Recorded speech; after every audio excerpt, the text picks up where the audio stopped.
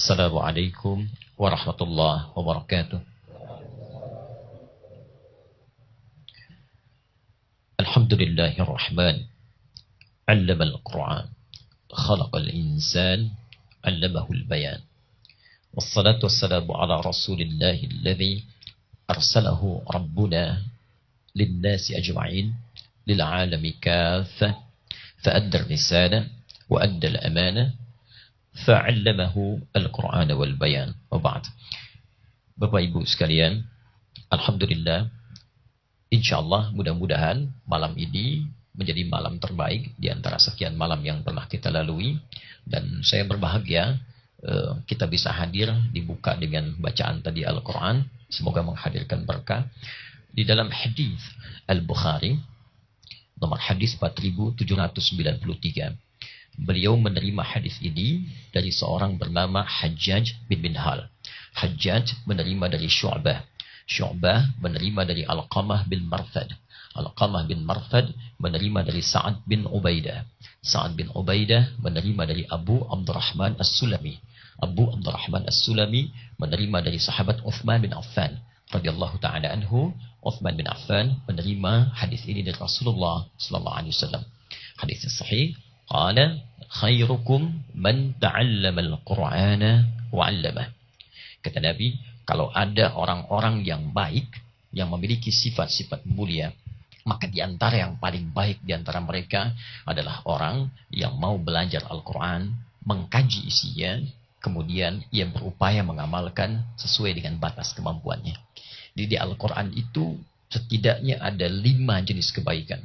Ada thayyib. Misal di Quran surah kedua ayat 168. Ya ayyuhan nas kulu mimma fil ardi halalan thayyibah. Hai manusia, semuanya tanpa kecuali. Jadi kalau sudah nas itu semua tanpa kecuali. Disebutkan sebanyak 241 kali dalam Al-Quran. Nanti lebih jauh kita bisa mengkaji, kita disebut dengan 5 nama nanti. Ya, ada bashar disebutkan 35 kali dalam Al-Quran. Itu menyebut unsur nafsu kita, bagaimana cara mengendalikannya. Jadi kalau disebutkan dengan bashar, itu kaitan dengan nafsu. Itu kita pertama dicipta, di Quran surah 15 ayat 28 disebut dengan bashar. Ya wa idh qala rabbuka lil malaikah inni khaliqum bashar. Yang kedua ada ins, ya sering disandingkan dengan jin. Nah, itu disebutkan 18 kali dalam Al-Quran. Ya ma'syaral jinni wal ins wa ma khalaqtul jinna wal ins. Ya, itu menunjuk aspek kelembutan. Ya, kelembut, ramah, tampak. Ya, beda dengan jin. Jin itu tersembunyi, kasar sifatnya. Walaupun melakukan penampakan, dia tetap tidak ramah. Ya, dan tidak ada jin kemudian nampak. Jadi kalau ada jin melakukan penampakan, dia jin bermasalah itu. Apalagi yang cari-cari penampakan jin itu pasti punya persoalan itu. Ya. Dan jin tidak ramah. Karena itu nggak ada orang kemasukan jin tiba-tiba pengen ikut pengajian misalnya, nggak ada. Ya pasti mulutnya mengacau, tindakannya meracau. Ya manusia beda. Manusia tampak, ramah itu. Jadi kalau ada manusia yang satu saat senang sembunyi-sembunyi, tidak mau tampak, nah itu sama dengan bukan. Ya, sama dengan sedang punya masalah gitu. Ya, punya masalah, pasti ada persoalan. Biasanya tampak, tiba-tiba ketemu kita di jalan menghindar. Ya, ada pintu depan lewat pintu belakang. Nah, itu berarti punya masalah. Ya, dan kalau ada manusia yang jadi kasar, itu pasti ada yang salah dalam dirinya. Nanti kita akan bahas ya turunan ayatnya. Manusia itu lembut, baik, bahkan di Quran surah 17 ayat 70 itu diciptakan dengan mulia, dengan unsur-unsur kebaikan. Kalau ada yang lisannya kasar, tangannya kasar, kakinya kasar, itu pasti mendapatkan bekal yang salah dalam hidupnya. Pasti itu. Karena itu di Quran tidak pernah ditemukan kecuali anjuran kepada yang baik dan larangan pada yang buruk. Pasti itu. Nah, yang ketiga ada disebut dengan insan namanya. Disebutkan 65 kali dalam Al-Quran. Bahkan ada surahnya yang ke-76. Ya hal ata alal insan. Nah, itu kalau insan disebutkan menunjuk kepada semua totalitas aktivitas kita. Dari bangun tidur sampai tidur lagi. Nah, jadi kalau Bapak Ibu ingin lihat dalam Al-Quran, termasuk di hadis, apa yang harus dikerjakan saat bangun tidur sampai tidur lagi, maka temukan kata al-insan. Di situ ada bimbingannya. Yang keempat ada Bani Adam. Menunjuk pada asal keturunan. Semua manusia yang hidup di bumi itu asal mulanya bersumber kepada Adam alaihissalam. Tidak ada manusia satupun hidup di bumi yang kalau diurut-urut itu kecuali semuanya bersambung pada Adam. Kalau ada yang berkata manusia berasal dari monyet, nah jangan mau tuh. Ya, katakan kalau Anda dari monyet silahkan, cuman gak usah ngajak-ngajak kita gitu ya. Nah, itu semua ke Adam pasti. Ya, karena itu mukjizat Nabi Muhammad sallallahu alaihi wasallam pertama kali itu baru lahir sudah membawa mukjizat. Ya, apa itu? Mukjizatnya nasabnya diperjelas oleh Allah sampai ke Nabi Adam walaupun lahir ayahnya telah wafat. Ya Muhammad sallallahu alaihi wasallam bin Abdullah bin Abdul Muttalib bin Hashim bin Abdul Manaf bin Qusay bin Murrah bin Kilab bin Ka'ab bin Ghalib bin Fihr bin Malik bin Nadar bin Kinana bin Khuzaimah bin Mudrika bin Ilyas bin Nizar bin Mudar bin Ma'ad bin Adnan bin Adri bin Muqawwam bin Nahur bin Tarikh bin Ya'rub bin Yasjub bin Nabit bin Ismail alaihissalam bin Ibrahim alaihissalam bin Azar atau bin Nahur bin Abir bin Kinan bin Arfakhshad bin Sam bin Nuh alaihissalam bin Mikhlail bin Matushalah bin Kinan bin Anwas bin Fis bin Adam alaihissalam. Nyambung. Coba diulang. Nah, itu bisa pertama. Oke. Yang kelima namanya Nas. An-Nas dia.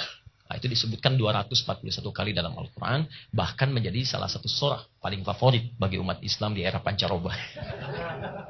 Ya, surah ke-114 ya, Qul a'udzu birabbin nas. Nas tidak disebutkan dalam Al-Quran kecuali menunjuk pada semua manusia dari awal hidup sampai kehidupan terakhir. Sampai semua berakhir. Kata Allah, ya ayyuhan nas, hai semua manusia. Mau kalian yang sudah beriman, yang belum beriman, kulu mimma fil ardi halalan thayyibah. Kalau beraktivitas di bumi, cari makan, lakukan dengan legal. Jangan mencuri, jangan korupsi, jangan melanggar hukum. Supaya tenang, nyaman. Lalu dari yang baik itu, kemudian dari yang halal, belikan yang baik-baik supaya badan sehat. Nah, thayyib itu tidak disebutkan dalam Al-Quran, hadis, kecuali menunjuk kebaikan pada aspek fisik, secara fisikal. Nah, ini konsep Islam itu kalau cari makanan, cari yang menyehatkan. Tidak harus semua kemudian dikonsumsi. Itu bahasa Quran. Jadi kalau Anda bertanya pada orang Arab, kaifa haluk? Kata orang Arab, alhamdulillah ana thayyib. Itu artinya fisiknya sehat. Baik. Sekalipun boleh jadi, itu sifatnya belum baik. Fisiknya saja. Ya secara fisikal. Kan ada dulu Bang Thayyib 2 kali puasa, 2 kali lebaran dia nggak pulang-pulang ya. Padahal dia sehat. Nah, itu fisikal baik. Kalau kita ingin menjadikan kualitas sifatnya baik, sifatnya, sehingga fisik ini dorong dengan sifat yang baik, maka keluarlah nanti sikap yang mulia. Nah, secara sifat ini naik nanti dari thayyib menjadi khair namanya. Kaifa haluk? Apa kabar? Alhamdulillah ana bi khair. Maksudnya berada dalam suasana yang enak, yang baik, bisa untuk ngobrol, bisa untuk diskusi. Nah, jadi kalau ada, ini yang menarik. Kalau ada sifat mulia di kehidupan ini, maka orang Islam itu mesti jadi yang terbaik di antara yang baik itu. Sampai turun ayat Al-Quran, surah ketiga Ali Imran, ayat 110. Ya, sebelah kiri di atas sebelah mushaf. Kuntum khaira ummah. Ukhrijat linnas ta'muruna bil ma'ruf wa tanhauna 'anil munkar.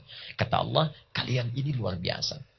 Setelah kalian ditempa oleh Rasulullah, belajar, kemudian turun Al-Quran, diberikan petunjuknya, berubah dari jahiliyah pada umat yang terbaik. Jadi kalau ada orang baik, ini umat Islam ini mesti lebih baik. Ada orang jujur, maka yang lebih jujur itu umat Islam. Ada orang sabar, maka yang paling sabar itu umat Islam. Jadi kalau ada nilai kebaikan setitik di bumi, maka yang terbaik itu harus orang Islam. Kapan itu bisa diwujudkan? Ketika umat jahiliyah ini mendapatkan cahaya Al-Quran. Itulah yang merubah kemudian semua itu menjadi lebih baik. Karena itu turunlah hadis tadi, kata Abu Abdurrahman As-Sulami, hadis inilah yang menjadikan aku berhenti sementara dari aktivitas untuk menggali kandungan isi Al-Quran. Supaya jadi manusia terbaik dalam pandangan Rasulullah SAW. Maka saya berbahagia tadi dibuka taklim kita dengan bacaan Al-Quran. Mudah-mudahan di situ ada cahaya, ada kebaikan yang bisa menjaga kualitas taklim kita di sini. Mendapatkan ridha Allah Subhanahu wa Ta'ala. Dan itu tidak cukup dengan amin. Kita harus mulai. Waktu kita terbatas insya Allah. Sampai jam berapa Bang Din? Oh, baik. Silahkan sampai jam 12, jam 9 pulang. Baik, kita mulai ya. Bismillah. Baik, izin tadi saya sempurnakan sebentar ya sebelum masuk ke temanya. Jadi satu, thayyib, kedua khair, yang ketiga ma'ruf namanya. Jadi kalau sifat berubah jadi sikap, jadi ma'ruf namanya. Jujur, itu sifat. Tapi kalau Anda disogok, kemudian Anda tolak, nah itu sikap, ma'ruf namanya. Anda sedang bekerja, Pak, ini loh, tolong tanda tangan. Fee-nya bagus nih, 1 miliar. Oh maaf ya, saya nggak bisa. Jari orang tahiyat, oke lah, tidak akan pernah dipakai maksiat. Bisa. Tiap hari tahiyat pakai maksiat, Anda malu kan? Saya nggak mau, itu ma'ruf. Naik Pak, 100 miliar fee-nya. Oh sebentar, saya istikharah dulu misalnya. Tidak, nggak ada istikharah dalam maksiat ya. Nah, jadi jangan beri peluang. Itu ma'ruf. Dan khair sering digabungkan dalam Quran dengan ma'ruf. Dengan turunnya Quran surah ketiga ayat 104. Inilah ayat yang mendasari Kiai Haji Ahmad Dahlan mendirikan Jam'iyah Muhammadiyah. Ya, 18 November 1912 ya, 18 Dzulhijjah 1330 setelah pertemuan di Kali Abang Tanah Krukut, Senin 17 April, Senin Kliwon tahun 1905, 13 Jumadal Ula 1333 Hijriah. Ah, itu.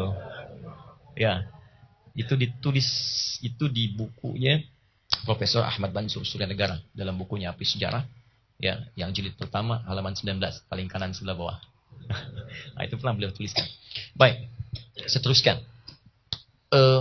Wal takum minkum ummatun yad'una ilal khair wa ya'muruna bil ma'ruf. Khair disandingkan dengan ma'ruf. Jadi kalau mengajak pada yang baik, sifat, silakan. Tapi kalau mau perintahkan orang, kerjakan dulu ma'ruf. Lakukan dulu, baru perintahkan anak. Nah, ayo ke masjid. Apa-apa tidak ke masjid. Siap dulu untuk ke masjid, baru aja anak. Kerjakan, baru perintahkan. Itulah ma'ruf. Tapi kalau untuk mengajak, boleh bebas, siapapun bisa mengajak. Bahkan penjahat pun misalnya bisa mengajak. Ya, ajak, ayo sholat dulu ya. Itu kan ada di Lampung itu orang kalau misalnya sebagian tempat ya, yang paling ujung pernah ada satu komunitas itu kalau mau mencuri, mau merampok, malamnya tahlilan dulu. Anda bayangkan. Ya, di bayangannya kalau sudah nanti wafat gak usah ditahlil lagi katanya. Nah, itu kan sesuatu yang benar ditempatkan dalam cara yang salah. Ya, kalimatul haqqi yuradu bihal batil. Baik. Tayyib, khair, ma'ruf. Cuma banyak orang baik juga, belum tentu kebaikan itu dikerjakan karena Allah. Ya, even ada yang belum beriman dan kita doakan mudah-mudahan beriman. Ada yang belum beriman pun itu bisa baik. Banyak zaman Nabi ada orang kaya yang filantropis, suka bantu-bantu. Ya, sekarang Bill Gates juga begitu, Jeff Bezos juga begitu, Warren Buffett juga begitu. Dia punya komunitas filantropis, dia nyumbang. Cuman kan dikerjakannya itu bukan karena Allah. Kalau ada orang misalnya non-muslim bantu, ya, bangun jalan, bahkan ada yang bantu sumbangan bikin madrasah, ada kan? Ada. Cuma belum dikerjakan karena Allah. Kalau itu kemudian diniatkan karena Allah dan melahirkan pahala, maka berubah namanya menjadi ihsan. Keempat. Ya, thayyib, khair, ma'ruf, ihsan.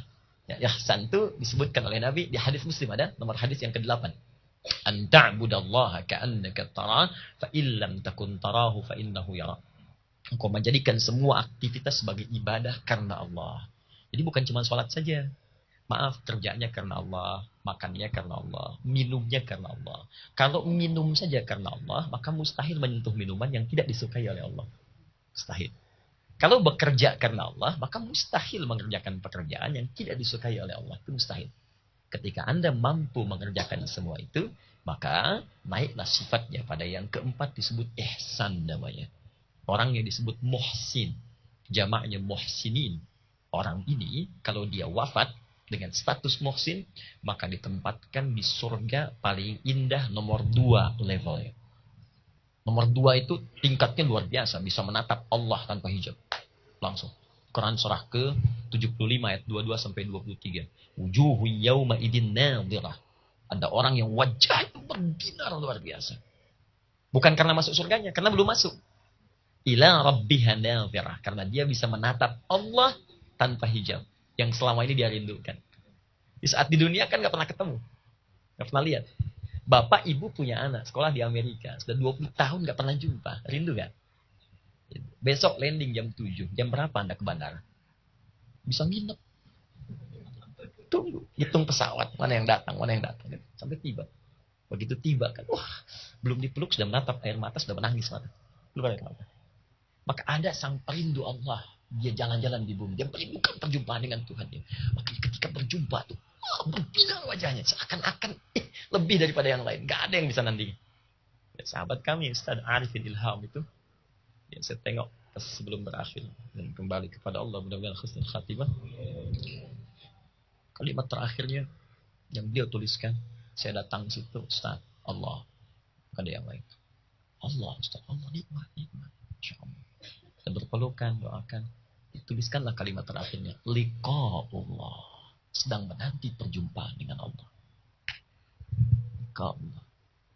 Nah, orang-orang itu ketika kembali kepada Allah diberi kesempatan. Dan dia masuk ke dalam surga dengan status muhsinin. Malamnya senang tahajud, senang istighfar. Dia tunggu-tunggu itu. Maka turunlah Quran surah ke-51 ayat 15 sampai 23. Di ayat 15 sampai 16 Allah sampaikan, innal muttaqina fi jannati wa 'uyun akhidina ma atahum rabbuhum innahum kanu qabla dzalika muhsinin. Sungguh sebagian orang takwa ada nanti yang tinggalnya di taman surga. Tidak ada yang paling indah tinggal di komplek kecuali dekat tamannya. Komplek surga dia di tamannya.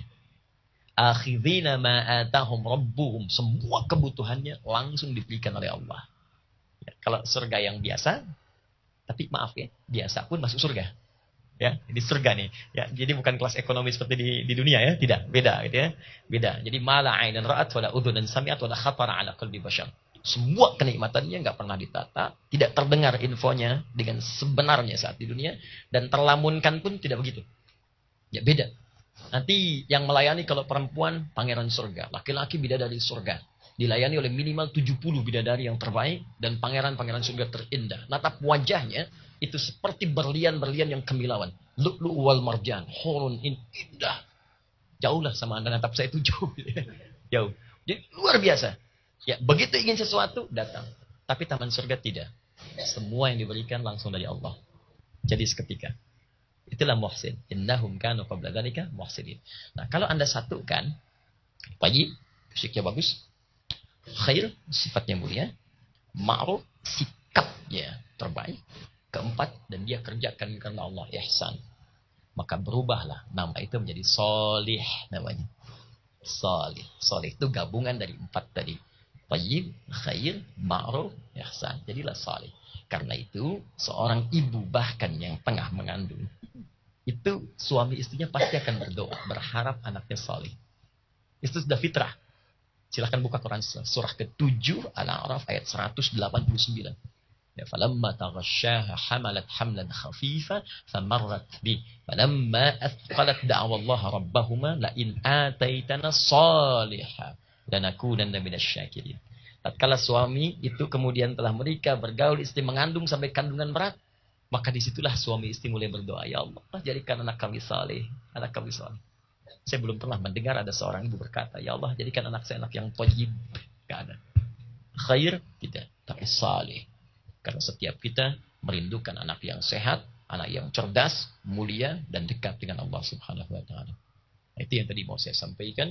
Mudah-mudahan pengajian ini, siapapun ustadznya, mudah-mudahan semua diarahkan kepada yang terbaik, insya Allah. Baik, itu mukaddimah. Sekarang kita mulai isi kajiannya, insya Allah. Bismillah. Beragama atau beriman di era pancaroba. Sebetulnya tema ini sudah diingatkan oleh Nabi Sallallahu Alaihi Wasallam.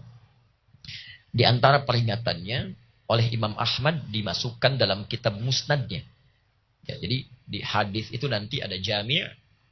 Ya, mohon izin ya, saya tidak bermaksud mengajari, hanya mengingatkan. Nanti kalau beli bukunya bisa sesuai, maksud saya begitu. Ya. Ada jami', ada sunan, ya, ada musnad, ada mu'jam, itu berbeda. Kalau Anda ingin membeli kitab hadis dengan tuntunan yang komprehensif, general sifatnya, dan bisa jadi bimbingan kehidupan kita. Bisa, teman-teman ini tadi saya dengar ada yang pengusaha. Kenapa Anda nggak mengeluarkan ayat-ayat usaha dalam Al-Quran? Hadisnya dikeluarkan. Demi Allah saya katakan, kami ada juga kelas itu. Spesifik dari Al-Quran, dari hadis. Tidak pernah dalam sejarah ada orang mengikuti bimbingan Al-Quran dengan hadis. Dia praktekkan nilainya dalam kehidupan. Kecuali semua usahanya selalu kembali tanpa modal. Bukan balik modal. Balik untung. Tidak pernah balik modal. Balik untung. Semuanya berhasil. Dan hebat sifatnya. Bebas dari riba, bebas dari kejaran, bebas dari kegelisahan. Luar biasa. Berhasil. Kenapa nggak Anda keluarkan? Ibu sudah berapa tahun jadi ibu? Belasan tahun kah, puluhan tahun kah? Kenapa tidak mengeluarkan bimbingan jadi ibu dalam Al-Quran, dalam hadis? Keluarkan. Indah.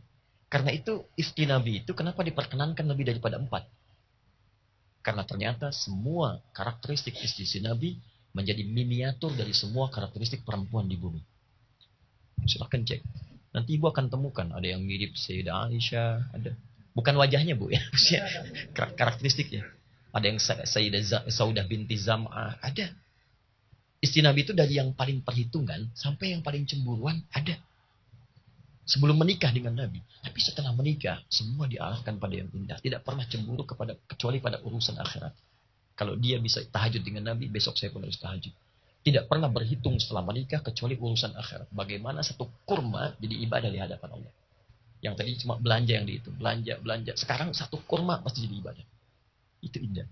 Nah itu nanti cari bukunya, kitabnya namanya Jami'. Yang paling komplit adalah karya Imam Al-Bukhari. Imam Al-Bukhari punya kitab namanya Al-Jami' As-Sahih Al-Musnad Al-Mukhtasar min umuri Rasulullah sallallahu alaihi wasallam wa sunanihi wa ayyamihi. Diulang mesti kok. Al-Jami'. Nah, karena mungkin kepanjangan disingkat Sahih Al-Bukhari. Sahih Al-Bukhari itu kitab Jami' berisi 97 pembahasan. 97 bab. Gak usah baca semua. Zaman Nabi pun gak semuanya dipelajari. Profesi Anda apa? Keluarkan bimbingannya. Artis Nabi zaman ada artis zaman Nabi. Namanya Hasan bin Thabit. Bikin lirik-lirik yang bagus. Syair-syair yang hebat. Dulu zaman artis banyak. Sampai turun. Surat syair itu ada. Surat lirik. Surah ke-26. Para penyair Asy-Syu'ara. Itu kan esensinya di ayat 224 sampai 227. Dibagi dua tuh. Artis yang negatif dengan yang positif. Ya. Wasyu'ara'u yattabi'uhumul ghawun. Ada para penyair, artis tuh zaman-zaman itu, mohon maaf kata Allah, itu orientasinya tuh enggak jelas. Ya banyak buang-buang waktu, tersesat. Alam tara annahum fi kulli wadin yahimun. Kadang-kadang cari inspirasi ke lembah cuma jalan aja. Ya tapi buang-buang waktu. Makan terlambat, minum enggak, keluarga enggak diperhatikan. Ya, disebutkan banyak tokohnya Imrul Qais datang ke lembah cuma lihat orang bengong bikin puisi. Ya, kifana bikin dzikra habibin wa manzili bisaqtili wa baina dakhuli fahaumali. Duhai yang baru diputuskan kekasih, ngapain bengong natap di sini? Ayo move on. Sudah ada zaman jahiliyah. Kalau ada orang sekarang remaja putus cinta kemudian gak move on, itu sudah terjadi 15 abad yang lalu. Orang jahiliyah itu ada. Tapi indahnya ayat 227 kata Allah, illal ladzina amanu. Tapi ada penyair-penyair yang beriman, yang dia mencari lirik untuk menegakkan kalimat Allah. Jadilah Maher Zain, gitu kan? Sami Yusuf dan seterusnya. Itu boleh silakan. Kenapa nggak Anda keluarkan? Ada semuanya. Dan disebut penyair beriman yang bisa masuk surga. Jadi kalau bisa mencari yang baik, tampil yang baik, artis yang baik, aktor yang baik, kenapa pilih yang tidak baik? Kan berat di hadapan Allah itu nanti. Semua ditatap jadi figur. Ketika jadi figur dicontoh, berlakulah hadis Muslim nomor hadis 1389. Man dalla ala khairi falau ajruhu mithla ajri fa'ilih min ghairi an yanqusa min syai'. Siapa yang menunjukkan satu kebaikan atau bahkan memfasilitasi, maka setiap yang mengerjakan dari kebaikan itu dia mendapatkan pahalanya. Anda ikut tutorial hijab, terus dilihat public figure. Orang lihat berhijab semua dari apa yang Anda pernah kerjakan. Maka dari semua yang berhijab itu selama dia hidup, Anda mendapatkan bagian pahalanya tanpa dikurangi sedikit. Tapi kalau Anda bermaksiat, berlaku hal yang sama. Nah, kenapa nggak dikeluarkan? Gak usah semua. Yang politisi kita buka Kitabul Imarah. Bab bagaimana cara mengisi pemerintahan dengan baik. Belajar. Masa yang ngambil orang-orang Eropa, orang Yahudi, terus copy paste diterapkan namanya diganti. Dari syariah jadi Ventura, macam-macam. Dari kita itu. Ya, dipraktekkan di sana. Kenapa kita selalu kemudian mencela orang, kita sendiri yang mengerjakan. Ya, kita kerjakan dengan baik. Jangan sibuk mencela, kita sendiri gak hadirkan. Ya. Ayo, lakukan. Itu Jami'. Kalau teman-teman ingin cari bimbingan spesifik tentang fikih, saya ingin berusaha sholat bagus dulu, wudunya bagus, nah, cari kitab sunan namanya. Sunan ya. Nah, cuma saya harus perjelas sekarang banyak sunan ya, yang harus dispesifikasikan tuh ya. Nah, jadi kembalikan, sunan yang di sini adalah sunan kitab hadis untuk bimbingan fikih. Contoh, saya mau tahu cara sholat dari awal sampai akhir. Kalau mau yang lengkap, spesifik, supaya nggak bingung, cari kitab sunan. Misal Sunan Abu Dawud. Ini jangan terjebak di pemikiran semua ada di Al-Bukhari. Tidak, masih umum di situ. Nih Tidal mau turun sujud. Sami Allahu liman hamidah. Saya mau sujud nih. Itu nggak ada di Al-Bukhari cara sujud. Silahkan cari sampai kiamat kurang 2 hari. Akan ketemu. Sehari lagi buat sadar kita. Salah kita mencari di situ. Ya. Nggak ada. Adanya di mana? Di kitab sunan. Ya, mau pakai lutut, mau pakai telapak tangan, ada isi semua. Itu kitab sunan. Kitab yang disusun berdasarkan urutan fiqh. Yang ketiga ada musnad namanya. Nah, ini yang tadi saya sebutkan. Musnad ini kitab yang disusun ya berdasarkan urutan perawinya, periwayatnya. So, Ibu ingin tahu ini Sayyidah Aisyah berapa hadisnya? Saya pengen belajar langsung hadis-hadis Sayyidah Aisyah, saya pengen ikuti. Ada 2000 hadis, buka musnad. Musnad Imam Ahmad. Ya. Saya pengen anak saya pintar nih. Ya, bagaimana cara mendidik Nabi supaya anak pintar? Bukan. Musnadnya misalnya Ibnu Abbas, Ibnu Umar, radhiyallahu taala anhu. Bukan. Yang terakhir namanya Mu'jam. Mu'jam itu adalah kitab hadis yang disusun dengan standar indeks. Saya mau cari hadis ini. Innamal a'malu binniyat. Lihat di huruf hamzah I, cari di Mu'jam. Sekarang sudah banyak ya, ada Maktabah Syamilah, ada dan seterusnya. Nah, hadis yang terkait dengan kita malam ini, saya mau izin lambatkan sedikit supaya mudah ditangkap. Terdapat di Musnad Ahmad nomor hadis 8493. Jadi terkait dengan prediksi Nabi, keterangan Nabi akan terjadi orang beriman di masa depan dalam suasana pancaroba. Ya, apa kata Nabi? Badiru fitana kaqatti'il lailil muzlim. Yusbihur rajulu mu'mina wa yumsi kafiran. Wa yumsi mu'mina wa yusbihu kafiran. Hati-hati, yabi'u dinahu bi'aradin minad dunya. Nabi jauh-jauh hari menyampaikan, kata Nabi, hati-hati. Akan tiba satu masa nanti di masa depan. Bergegaslah kalian mengumpulkan banyak amal-amal soleh. Karena di masa itu akan terjadi ujian suasana pancaroba yang tidak biasa. Biasanya kalau musim biasa hujan, tahu hujan, siapkan payung, siapkan jas hujan. Musim panas, bahkan pakaian sesuaikan. Pancaroba kan tidak. Tiba-tiba jam 3 panas, jam 5 hujan. Dingin jadi panas. Nah kata Nabi akan tiba di satu masa itu ujian itu yang kita alami seperti acak gitu. Yang nggak pernah kelihatan nampak. Yang tadinya kita mawas jadi biasa. Ya, mohon maaf ya. Dulu kalau gempa saja itu semua tuh bisa bergetar dan bertakbir bahkan. Allahu Akbar, gempa dikit tuh. Allahu Akbar, Allahu Akbar. Langsung dia bilang ada lini, ada lini. Dia bilang ada gempa, ada gempa. La ilaha illallah. Itu baru gempa sedikit. Sekarang kayak jadi tontonan tiap hari. Coba jadi info. Maluku gempa, sekian skala Richter. Ambon gempa, sekian skala Richter. Ya, NTB gempa, sekian skala Richter. Jadi harian saja. Kalau sudah tiba seperti itu hati-hati. Kata Allah, kalau orang sudah mulai menganggap gempa-gempa itu biasa, kami akan hadirkan gempa yang paling dahsyat, yang mengangkat dari bawah naik ke atas semua. Gempa itu bahasa Arabnya zilzal. Kalau zilzal, kalau disebutkan sekali, baik dengan verb kata kerja fi'il, ataupun dengan ism noun kata benda, itu artinya bangunan di atas tinggi runtuh ke bawah. Misal saya sebutkan idza zulzilatil ardu, sampai di sini sekali saja, maka itu artinya bangunan tinggi hancur ke bawah, jatuh. Dah, gempa hancur. Tapi kalau disebutkan 2 kali, sekali lagi, baik dalam bentuk kata kerja fi'il, misal idza zulzilatil ardu, zulzilat, atau kata bendanya, sifatnya, idza zulzilatil ardu zilzalaha, itu artinya, maaf, bukan yang di atas turun ke bawah, tapi yang di bawah naik ke atas semua. Kata Allah nanti akan tiba, orang-orang sudah menganggap gempa itu biasa. Di gempa, maka saya akan hadirkan gempa yang tidak biasa. Saya naikkan semua yang di bawah naik ke atas. Wa akhrajatil ardu athqalaha. Maka bumi akan mengeluarkan semua yang dikandung naik ke atas semua. Disitulah manusia mulai berkata, wa qalal insanu ma laha. Maka semua berkata, ya ada apa ini? Ini nggak biasa, ini nggak biasa. Terlambat. Apa tanda-tanda ke arah situ itu? Sebelum-sebelumnya masa-masa yang jauh ya. Di antaranya adalah tibanya nanti hal-hal yang dirasakan oleh kita menjadi semakin buram, tidak jelas. Orang beriman dulu beriman, orang kafir kafir, non muslim belum beriman. Tapi yang ini beda, kata Nabi, yusbihur rajulu mu'minan wa yumsi kafir. Saking dahsyatnya ujian di masa itu, ada orang yang paginya beriman, itu siangnya bisa kafir. Pagi beriman, sore pindah agama. Awas hati-hati itu. Ya, bahkan paling minimal munafik, nifak. Ya, munafik. Jadi paginya beriman, tapi siang-siang sudah ikutan orang lain untuk ibadah. Ya. Paginya beriman, Siang-siangnya udah bela orang lain. Bahkan mengatakan misalnya semua agama sama. Ya, menuju pada Tuhan yang sama. Cuman caranya beda-beda. Oh, hati-hati itu. Ya, itu terlambat itu. Yang seperti itu sudah ada di masa Nabi. Namanya Ka'ab bin Ashraf. Orang Yahudi. Ya, dia liberal. Ya, jadi sudah masuk Islam. Dia masih senang baca-baca Taurat. Ya, terus pergi ke sinagog.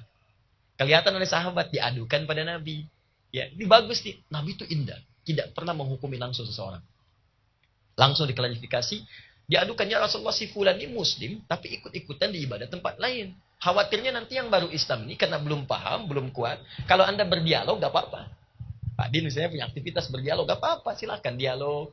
Terus dengan non-muslim nanti saya hadirkan hadis-hadis lain. Awas, ini bukan urusan mencampur adukan. Kalau kita bertoleransi, bermuamalah, jangan dibatasi. Anda punya tetangga misalnya Nasrani, ya Kristen, Hindu, Buddha. Baik bergaul, jangan dibedakan. Silahkan, even Anda punya masakan, bagi loh. Kalau nggak bagi, dosa. Coba lihat, pernah dengar hadis ini? Maaf ya, saya lompat sedikit. Jika ada seorang muslim memasak masakan, baunya sampai ke tetangganya, awas, baunya, maka bagilah ia sekalipun hanya, hafal kuahnya. Tapi bukan kuahnya dibagi ayamnya Anda makan. Bukan. Bukan. Ya, maksudnya, even itu masak kuah saja, bisa, saya cuma punya singkong nih, tapi saya punya bumbu opor. Ya. Masak itu bagi supaya dia enggak salah paham gitu. Ya, bagikan ke situ. Walaupun cuma kuahnya, bagi semua. Singkongnya ada, bagi. Tapi apakah di hadis itu dikatakan kalau tetangga Anda muslim saja? Tidak. Semuanya. Jadi, kalau tetangga kita pun non muslim, ini ada saya punya tetangga Kristen, Hindu, Buddha, sampai baunya bagi. Nih loh, saya masak makanan, ketok. Baik ya berbagi, bukan baik Allah yang memerintahkan saya berbagi. Dan kalimat itu menghunjam ke jiwa. Itu jadi asbab hidayah. Besok dia ketok rumah lagi. Bu, assalamualaikum. Udah bisa salam. Apakah Allah sudah memerintahkan berbagi hari ini? Gak bisa ya. Gak apa-apa. Ada keluar. Ya. Indah di Islam itu boleh. Tapi kalau ini, case-nya beda. Dia mencampur adukan. Dia ikut-ikutan ibadah tempat lain. Sini ibadah, sana ibadah. Dan dianggap semua sama. Nah, itu Ka'ab begitu. Diadukan pada Nabi, dipanggil oleh Nabi. Apa benar kamu begini? Iya Rasulullah. Kenapa? Ya Rasulullah, bukankah wahyu yang diturunkan pada Musa sama-sama dari Tuhan yang sama? Taurat kan dari Allah. Ya kan? Al-Quran dari Allah. Ya sama saja saya pelajari. Langsung memerah wajahnya Nabi. Kata Nabi, laukana Musa hayyan. Kalaupun Musa hidup sekarang, pasti akan beriman kepadaku dan tidak akan kembali belajar apa yang telah lalu. Ambil dari Quran, ini yang sempurna. Disampaikan. Nabi ajarkan ada penyimpangan di sini. Ini yang justru Quran yang meluruskan semua itu supaya jadi lebih baik. Maka turunlah Quran surah kedua ayat 208 dari peristiwa itu. Paling kiri di pertengahan. Ya ayyuhalladzina amanu dakhulu fis-silmi kafah. Hei orang-orang beriman, kalau sudah beriman itu jangan dicampur adukan dengan yang lain lagi yang sekiranya bisa mengurangi kadar keyakinan engkau kepada Allah Subhanahu wa taala. Tapi Anda jangan langsung baca situ, naik dulu ke atas. Baca dulu dari ayat-ayatnya yang dari 204-nya, 205 sampai 208. Kata Allah, kadang-kadang orang-orang yang mengajak Anda untuk mengerjakan hal-hal demikian tadi dengan pemikiran-pemikiran mereka, itu mereka jago retorikanya. Wa minan nasi may yu'jibuka qawluhu fil hayatid dunya wa yushhidullaha 'ala ma fi qalbihi wa huwa aladul khisam. Nanti Anda temukan dari sebagian manusia ada yang kalau bicara kata-katanya menarik, retorikanya cantik luar biasa. Bahkan dia bisa mengutip potongan ayat-ayat Al-Qur'an. Tapi maknanya dibelokkan. Diambil sepotong, mana dibelokkan. Ambil sepotong, mana dibelokkan. Wa huwa aladul khisam, kata Allah dia musuh yang paling bahaya. Lebih bahaya daripada setan. Lebih bahaya. Kalau setan aduun mubin. Kalau ini aladul khisam. Ya. Kenapa? Awas hati-hati. Karena setan itu sifatnya bisa nggak maksa. Setan itu cuma ngajak. Ngajak. Makanya nanti setan itu akan berlepas diri di akhirat. Ketika ada orang mengadu, ya Allah, karena setan ini saya menjadi musyrik misalnya. Kata setan, saya nggak maksa kok. Saya cuma ngajak, tapi Anda ikut. Kan? Itu kata setan tuh, saya berlepas diri, saya cuma ngajak. Makanya di Qur'annya bahasanya waswas, alladzi yuwaswis. Nah, tapi ini tidak, dia bisa menekan. Makanya bisa menjadikan orang itu beragamanya nggak jelas. Pagi mukmin, siangnya bisa kufur. Atau begitu sebaliknya. Bahkan ada yang paling dahsyat adalah dia mengaku beriman, Tapi yabi'u dinahu bi'aradin minad dunya. Anda akan temukan ada orang bahkan yang menjual ayat-ayat Tuhan, menjual nilai agama hanya ditukar dengan kepentingan dunia semata. Dia beriman, gelarnya tinggi, bisa kiai, bisa habib, bisa ustaz, bisa apapun. Tiba-tiba dia menjual fatwanya hanya dengan segelintir dunia saja. Kasih Alphard, fatwa berubah. Nah, kasih Lamborghini, keputusan bisa beda. Kasih Lamborghini itu, ya, lebih beda lagi. Bisa terjadi. Hati-hati. Kalau itu sudah nampak, kata Nabi, maka mesti hati-hati. Mesti hati-hati, karena fitnahnya menjadi acak. Karena nggak bisa dibedakan. Fitnah paling besar itu adalah ketika ada orang yang hafal Quran, hafal hadis, tahu hukum, tapi kemudian berbuat sesuatu yang menyebabkan kebingungan bagi awam. Itu yang paling berbahaya. Jika itu terjadi, ada. Maka Anda mesti hati-hati. Turunlah Quran surah keempat ayat 140. Paling kiri sebelah bawah di besar. Ya. Allah sampaikan, وَقَدْ نَزَّلَ عَلَيْكَ فِي الْكِتَابِ وَقَدْ نَزَّلَ عَلَيْكُمْ فِي الْكِتَابِ أَنْ إِذَا سَمِعْتُمْ آيَاتِ اللَّهِ يُكْفَرُ بِهَا وَيُسْتَهْزَأُ بِهَا فَلَا تَقْعُدُوا مَعَهُمْ. Akan tiba satu masa, kalau Anda bertemu yang seperti ini, kata Allah, telah tetap ketentuan dalam Al-Quran. Jika Anda mendengar siapapun berfatwa dengan ayat Al-Quran, tapi dia simpangkan maksud ayatnya. Atau dia jadikan Islam sebagai olok-olok. Yang berhijab diolok-olok, orang mau lebih bagus diolok-olok, kan? Dan sebagainya. Maka fala taq'udu ma'hum. Jangan sibukkan untuk mencela itu. Indah sekali Quran. Nggak ada celaan, nggak dapat. Jangan dicela. Karena mencela yang sudah tercela, buang-buang energi. Ya. Gak usah dicela. Cukup jangan sertai mereka. Jadi kalau ada pengajian, gak usah dihadiri. Bacaan, gak usah dibaca. Ada tontonan, jangan ditonton. Itu pun bukan karena benci. Hatta yakhudu fi haditsin ghairi. Sampai ketika diisolasi itu, dia sadar dia salah. Sampai dia balik lagi. Kita doakan tuh, ya Allah, berikan dia hidayah, berikan petunjuk yang baik. Tapi jangan diikuti. Sampai dia sadar saya salah, dia balik gitu. Innakum idzam mithluhum. Kalau Anda abai dengan ini, lama-lama Anda seperti itu juga. Ujung-ujungnya nggak sholat juga gitu. Ujung-ujungnya meragukan keimanan sendiri. Ikut-ikutan, ujung-ujungnya sholat tidak dilakukan, muslim iya, tapi juga anehnya banyak menyoal nilai-nilai keislaman, kan aneh. Orang Islam tapi merendahkan ajaran keislamannya sendiri. Kata Allah, lama-lama kamu akan begitu. Ya, bahkan nanti ada yang paling ajaib, ya, yang paling unik nih. Dia rajin zikir, ya awas, tapi puncaknya nggak sholat. Ada. Saya senang dengan buku-buku karya ulama lokal kita yang rasa internasional. Ya, ditulis pakai bahasa Arab. Jadi kayak aja Ahmad Dahlan itu, Muhammad Darwish, Allah yarham. Al-Habib, dia keturunan Nabi loh. Keturunan Nabi. Ya, walaupun tidak pernah menyebutkan gelarnya misalnya. Itu keturunan Nabi.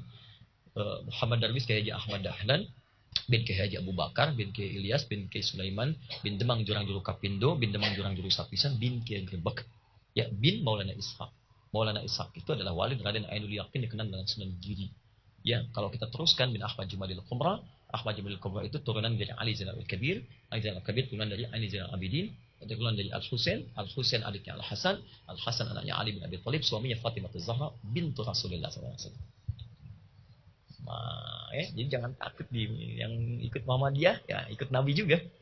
Cucu Nabi maksudnya. Ya, makanya disebut Muhammadiyah. Ya, dia ingat loh, tapi hati-hati, bukan cuma nama. Karena sifat, ya-nya nisbah, taknya sifat.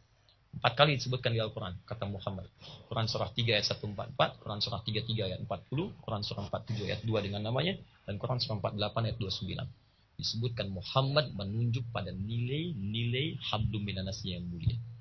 Sifat sosialnya. Sosial, ya-nya nisbah, taknya sifat. Makanya kalau ada yang bergabung di Muhammadiyah, itu sifat sosialnya harus lebih baik dibandingkan dengan yang lain. Bisa memberi, bisa melihat akhlaknya bagus kepada orang-orang muslim, non-muslim, mereka berikan perhatian yang baik kepada hewan, pada tumbuhan. Jadi kalau cuma masuk persyaratan Muhammadiyah tapi akhlak nggak ada, dengan orang tidak baik dan sebagainya, patut dipertanyakan apa yang mau dicari di situ. Ya, nah, saya kembalikan ke awal. Jadi teman-teman sekalian, bapak dan ibu, saya kembalikan ke mulanya. Nah, ini yang paling menarik. Jadi Kiai Haji Ahmad Dahlan, guru-guru yang lain, itu kalau kita kumpulkan, kembalikan ke awal, memberikan gambaran-gambaran yang sangat indah kepada kita. Pesan pentingnya, saya agak cepat, hati-hati, terjadi satu peristiwa di masa yang akan datang, situasinya seperti tadi. Kalau ada yang demikian, maka cukup kita isolasi, jangan ikut-ikut, ujung-ujungnya sama. Nah, sahabat Kiai Haji Ahmad Dahlan ini, Kiai Haji Hasyim Asy'ari. Beliau belajar di guru yang sama. Waktu mau berangkat ke Mekah, di Kiai Haji Soleh Darat, di Semarang. Dipesankan belajarlah ke Mekah, berangkat. Kiai Haji Ahmad Dahlan itu lebih tua usianya dari Kiai Haji Hasyim Asy'ari sekitar 6 tahun. Sama-sama berguru di guru namanya Ahmad Khatib Al-Minangkabawi. Ya, lahir tahun 1880. Ya, kayak Syekh Ahmad Khatib Al-Minangkabawi. Belajar dari situ. Kemudian pulang-pulang berganti nama dari Kiai Haji Muhammad Darwis ke Kiai Haji Ahmad Dahlan. Kiai Haji Muhammad Hasyim bin Asy'ari itu sahabatnya punya tipikal berbeda. Kalau Kiai Haji Ahmad Dahlan senang beramal. Jadi menulis sedikit, konsep itu amalkan. Ngajar Al-Ma'un, langsung dipraktekkan. Kiai Haji Muhammad Hasyim senang menulis. Beliau punya 19 kitab. Saya punya koleksinya, dan saya hafalkan. Ya, 19 kitab. Kitab pertama, kedua, ketiga. Di kitab keduanya, itu namanya Risalah Ahlus Sunnah wal Jamaah. Dibuka di halaman 11, paling kiri sebelah bawah, paragraf kedua. Baris 1 sampai dengan baris keempat. Beliau sampaikan, hati-hati. Wa minhum al-abahiyuna. Nanti, kata beliau itu, di wilayah Jawa itu, sudah mulai muncul paham-paham aneh. Menyimpang. Siapa di antaranya? Abahiyun. Aliran dikenal dengan Abahiyun. Apa itu aliran Abahiyun? Ya, kata beliau, orang-orang yang merasa banyak berpikir sehingga sampai kepada puncaknya, tapi kesimpulannya keliru, konslet. Banyak konslet. Fala yantabiqu alaihil amru wal nahyu. Ya, jadi karena sudah merasa dekat dengan Allah, saya sudah dekat dengan Allah. Enggak berlaku lagi perintah dan larangan. Ya, jadi maaf ya, kalau misalnya tampilan pakai jubah misalnya kan, atau pakai peci, jubahnya panjang, atau mungkin juga berjenggot atau yang lainnya, Anda datang, sedang berpikir. Anda tanya misalnya, Pak Kiai, ini sudah tiba waktu zuhur, ini sudah adzan, apa enggak sholat dulu? Lalu beliau menjawab, adek masih belajar. Kalau Pak Kiai, tubuhnya di sini, rohnya sedang sholat.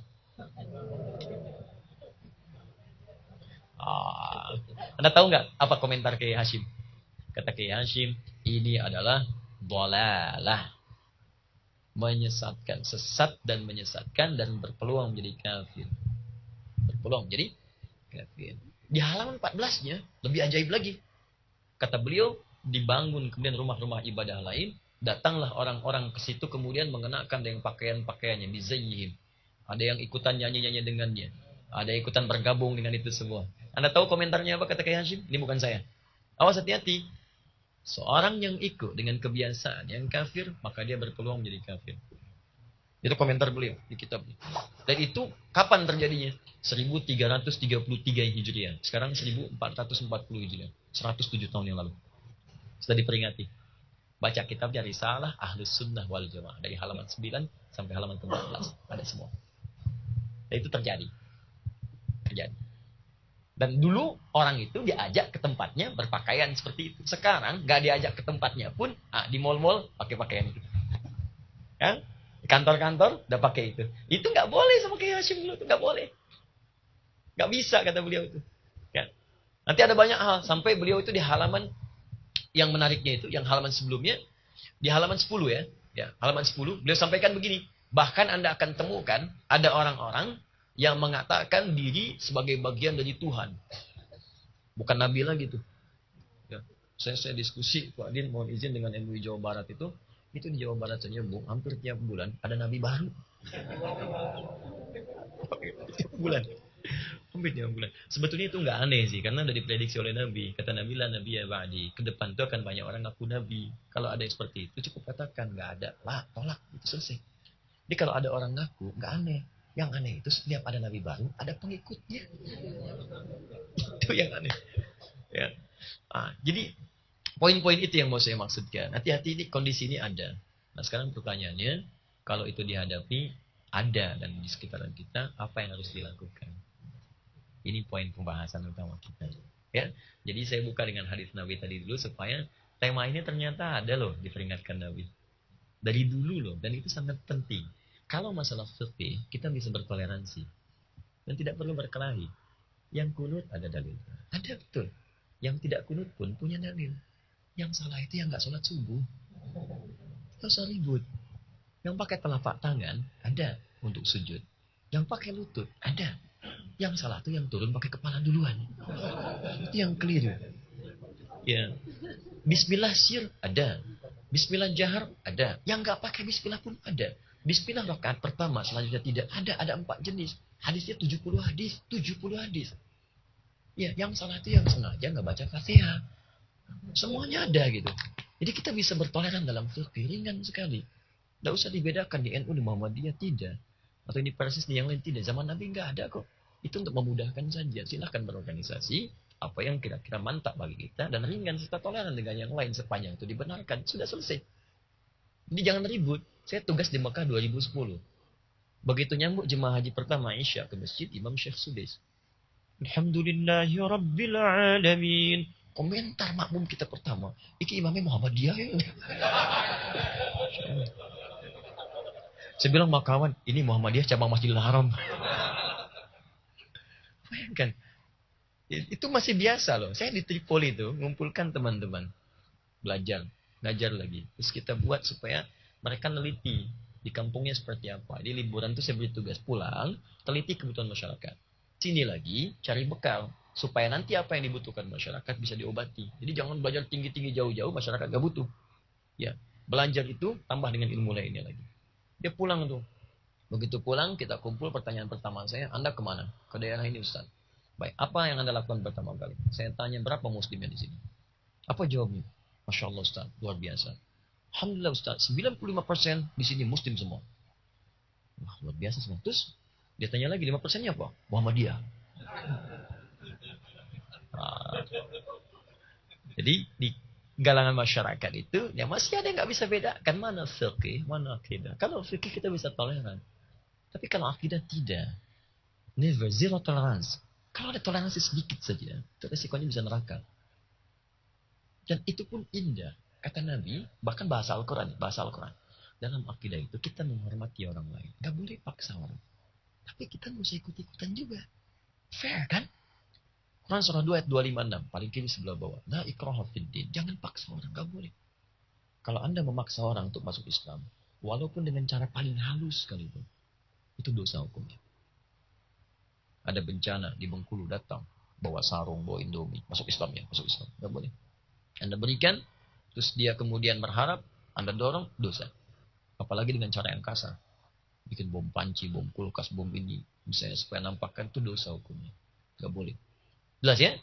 Tapi indahnya, jangan paksa orang, hormati mereka. Silahkan kalau mau berdakwah, tunjukkan keindahan Islam. Jadi kalau Anda ke kantor, tunjukkan. Jujur. Kata-kata yang baik. Katakan yang baik. Katakan cinta. Katakan sayang. Jadi katakan putus. Kan repot nih. Ya. Cari yang baik-baik. Ya. Sabar. Tunjukkan. Kemudian profesionalitas dan sebagainya. Itulah Islam. Jadi ketika mereka melihat. Real Islam. Bukan cuma konseptual gitu. Itu nilainya. Nah sekarang kita balikan. Bagaimana kita menyikapi fenomena semacam ini. Supaya jadi lebih baik. Ini yang saya turunkan beberapa hal. Ini mohon izin, boleh saya menulis di sini supaya teman-teman mudah untuk bisa dapat referensi. Saya mulai dari kata iman dulu ya supaya kita lebih sistematis. Quran surah ke-6 ayat 82. Tema kita kan beragama atau beriman di era Pancarabaya. Pancarabaya saya turunkan hadisnya. Sekarang saya turunkan cara berimannya, cara beragamanya. Kemudian turunan ini saya turunkan lagi ke amalan tadi yang dibacakan oleh Ibu, Masya Allah, Quran surah kedua, ayat 2 sampai 5. Ini bisa diturunkan lagi, kalau mau lebih spesifik lagi, saya turunkan satu-satu, Quran surah kedua, ayat 2, 3, 8. Kalau ingin ditambah, Quran surah ke-17, ayat ke-79 sampai 81. Detil amalan ini, dari Quran. Kita ambil misalnya surah ke-73. Ya, dari ayat ke 1 sampai 20. Kemudian ada lagi amalan kedua, karena nanti rumus di hadisnya kan beramal. Kemudian Quran, saya turunkan yang lagi, surah kedua, pahalanya dulu ayat 261 sampai 263. Kepada siapa yang diberikan, ada sifatnya wajib. Quran surah 4 ayat 34. Sunnah, Quran surah kedua, ayat 215. Kemudian yang terkait dengan Al-Quran, bagian terakhirnya, ini amalan kita jika dihadapkan pada situasi seperti tadi. Quran, surah ke-15, ayat ke-9. Bisa metode pertama, Quran surah 96 ayat 1. Bisa yang kedua, misalnya Quran surah ke-54, ayat 17, ayat 22, ayat 32, ayat ke-40. Oke, kita ambil sampai sini dulu ya. Bisa kita uraikan sampai waktunya insya Allah. Baik, kita mulai yang pertama. Kita kalimat pertama, beriman atau beragama di era pancaroba. Apa itu iman? Itu dulu poinnya. Al-Quran sangat tidak menyukai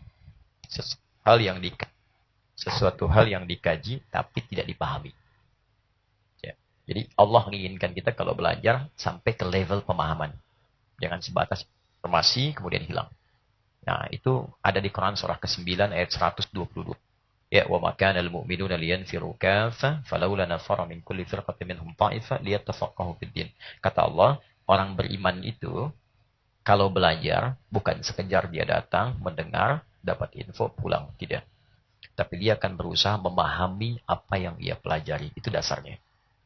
Kalau bisa seperti itu, maka statusnya akan naik seperti mujahid fisabilillah. Kalau dia wafat, itu surga. Langsung surga. Statusnya syuhada. Syuhada statusnya. Makanya ayat itu turun untuk menyamakan orang yang belajar di majlis ilmu dengan orang yang berangkat ke medan perang untuk berjuang. Statusnya sama. Turun ayat itu. Kata Allah, jangan semua pergi. Nanti siapa yang mempelajari Islam? Mendakwahkan di keluarga. Statusnya. Nah, karena itu, tapi hati-hati. Orang ini adalah orang yang memang fokus untuk memahami, bukan sekedar belajar. Karena itu saya sarankan, kalau ada mohon izin, ya, ada anak, ada cucu belajar dimanapun, even itu yang dipelajari di sekolah umum, jangan biarkan sekedar hanya mendapat informasi. Duduk paling depan, pahami. ITB, sekolah, silakan. IPB, silakan. UI, silakan. Sekolah dasar, silakan. Tapi jangan biarkan dia pulang tanpa paham apa yang dia pelajari. Terkhusus urusan agama.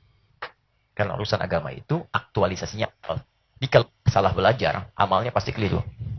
Maaf ya, saya tidak bermaksud untuk menyinggung, tapi ini sindiran dari Allah langsung, halus tapi tajam. Dalam bahasa Al-Quran, ada isyarat di Quran surah 29, ayat ke-45, bahkan ada orang sholat pun tidak paham, tidak mengerti apa yang dibaca dan dilakukan dalam sholatnya. Silahkan jujur tanyakan pada diri kita, dari sekian ribu kali ruku dan sujud sampai saat ini, berapa persen bacaan sholat yang dipahami. Jangan-jangan sujud tidak mengerti. Ruku tidak paham yang diungkapkan. Bagaimana sholatnya bisa khusyuk kalau kita nggak ngerti apa yang dilakukan? Anda mau kerja sampai ikut training.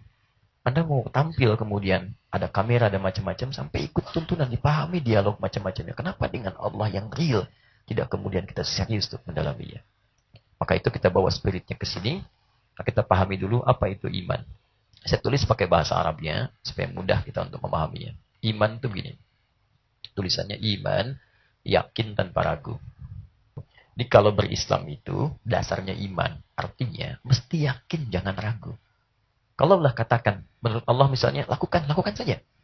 Kalaupun belum paham, ikuti dulu. Nanti belakangan akan turun. Kenapa warisan 2:1, Ustaz? Tidak 1:1. Yakin dulu, ikuti. Nanti kamu akan paham belakangan kenapa harus 2:1. Oh, ternyata begini. Kalau belum mengerti, kerjakan dulu. Nanti belakangan kita akan paham. Oh, maksudnya seperti ini. Yakin. Beragama tuh nggak bisa kalau nggak yakin. Kalau dasar kita hanya sebatas pengetahuan, mohon maaf, maka kekuatan keyakinan kita akan berkurang. Ini spidol, kelihatan. Kenapa? Karena saya lihat, saya katakan spidol. Itu ilmu namanya. Tapi kalau nggak nampak kita yakini, ini spidol, nggak nampak kita yakin, itu iman namanya.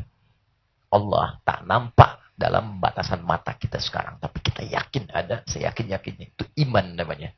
Karena itu kalimat iman pertama ketika disebutkan dalam Al-Quran, pada sesuatu yang tak nampak. Alladzina yu'minuna bil ghaib. Yakin pada Allah walaupun belum tampak dalam pandangan kita. Jelas di sini? Baik. Kalau sudah jelas, sekarang perhatikan. Ada rumus di kaidah bahasa Arab, di gramatikalnya. Rumusnya berbunyi begini. Ziyadatul mabna tadullu ala ziyadatil ma'na. Jika satu huruf atau kalimat bertambah dalam kalimat bahasa Arab, itu pasti akan punya korelasi makna dengan sebelumnya atau perluasan makna dari yang sebelumnya. Jadi kata-kata derivasi itu hybrid, selalu turunan punya korelasi dengan kata akarnya. Nah, kata iman ini, akar katanya al-amnu namanya. Sebelum jadi kata iman. Al-amnu, amina ya'manu amnan. Al-amnu. Artinya dalam bahasa Indonesia aman, tentram, tenang. Ya, ditambah jadi hamzah di depannya di amana yu'minu, punya iman. Ketika menjadi kata iman, maka kata iman pun selalu punya korelasi dengan kata sebelumnya yaitu aman. Artinya, orang yang yakin dengan Allah seyakin-yakinnya, maka dia akan diberikan ketenangan oleh Allah dalam jiwanya. Aman dari kegelisahan dunia, dan aman dari ancaman Allah di akhirat. Itu poinnya. Maka turunlah Quran, surah ke-6, ayat 82, untuk menerangkan korelasi ini. Alladzina amanu walam yalbisu imanahum bizulmin ulaika lahumul amnu. Ya, wahum muhtadun. Semua orang-orang yang punya iman itu menggunakan alladzina. Alladzina disebutkan 1080 kali dalam Al-Quran. Ya ayyuhalladzina amanu disebutkan 68 kali. Dan selalu disebut dengan kata ya di depannya dengan ayyuha. Ya, nida, panggilan. Mencakup 3 aspek utama. Dekat, menengah, jauh. Oke. Jadi kalau di Arab mau panggil dekat dengan saya, ya Ahmad, ya Ali, ya Husain. Dekat, menengah, jauh pakai ya itu bisa. Ayyuha disebutkan 150 kali dalam Al-Quran. Ayyunya munada, fungsinya taukid sebagai penguat. Sesuatu yang serius. Alhamdulillah. Haknya tanbih untuk mengingatkan. Seakan-akan Allah ingin berkata begini. Hei semua pemilik iman. Apakah kalian merasa dekat denganku, imannya kuat? Ya. Ataukah kalian merasa imannya standar saja, biasa-biasa? Ataukah merasa sedang jauh dariku, tapi masih punya iman? Apa ukurannya? Nanti ukurannya di Quran surah 8 ayat kedua. Innamal mu'minuna alladzina idza dzukirallahu wajilat qulubuhum. Orang punya iman itu standar utamanya kalau disebutkan nama Allah minimal masih ada getaran dalam hatinya. Makanya setiap hari itu 5 kali dalam sehari disebutkan nama Allah untuk menguji iman kita masih ada enggak? Allahu akbar, Allahu akbar. Kan? Disebut nama Allah kan? Ada getaran dalam jiwa. Kalau masih ada, berarti imannya masih ada. Ya, walaupun nanti responnya beda-beda. Nanti ada yang sebelum diseru sudah datang. Ada. Ya, adzan subuh misalnya jam 4.40 besok. Ada yang jam 3 sudah. Dia bangun. Itu menunjukkan imannya kuat, dekat dengan Allah. Saking dekatnya belum dipanggil datang. Masya Allah. Ada orang-orang dekat, Profesor Din, Pak Kiai, belum dimulai udah ada di sini. Ya, dekat. Ya, bahkan ngatur, nyari macam-macam, nyiapkan dan seterusnya. Ada yang standar, iman standar. Begitu dipanggil, datang. Adzan subuh 4.40. Allahu akbar, Allahu akbar. Begitu dipanggil, datang. Siap sholat. Itu iman Anda standar. Jam kantor jam 7. Datang jam 7. Standar kan? Ya kan? Ya, subuh misalnya 4.46. Datang 4.46. Adzan Anda siap-siap sholat. Standar. Oke? Okay? Ada yang dipanggil 4.46. Datang jam 6.44. Ya. Itu pun masih menyesali kenapa Griezmann pindah ke Barcelona. Ya kan? Wah, bangun. Jadi nggak ada terbayang subuh. Tapi masih ada getaran di jiwanya. Dan yang paling unik di nomor hadis 857. Idza udzina fafara syaitanu wa alaihi dharat. Kalau adzan dikumandangkan, setan pergi. Dan terbirit-birit pergi. Makanya pemilik iman itu, sejelek-jeleknya pun, sepanjang masih ada iman, ketika adzan berkumandang, dia berkata, sudah adzan. Pernah ada perasaan gitu? Sudah adzan. Itu masih ada iman. Walaupun agak yang aneh kata Nabi, fa'idza tuwiba ada. Begitu selesai adzan, setan balik lagi. Dia berkata lagi, tenang, baru adzan, belum komat ya. Tapi masih ada. Tapi apa kata Allah? Saya tidak peduli kata Allah. Mau engkau pun dekat denganku, mau menengah dariku, mau jauh dariku, saya tekankan dengan serius ya. Serius. Saya ingatkan ya, sepanjang masih punya iman, saya akan berikan amalan-amalan kata Allah yang dengan itu akan membuat Anda tenang di dunia, aman, tentram, sampai berpulang kepada Allah dalam keadaan bahagia. Tidak cukup dengan amin, kita turunkan dulu amalannya. Ya. Nah itu ya. Nah, jadi, maksud saya, kalau di Quran itu ada kalimat, ya ayyuhalladzina amanu, kita mesti bahagia.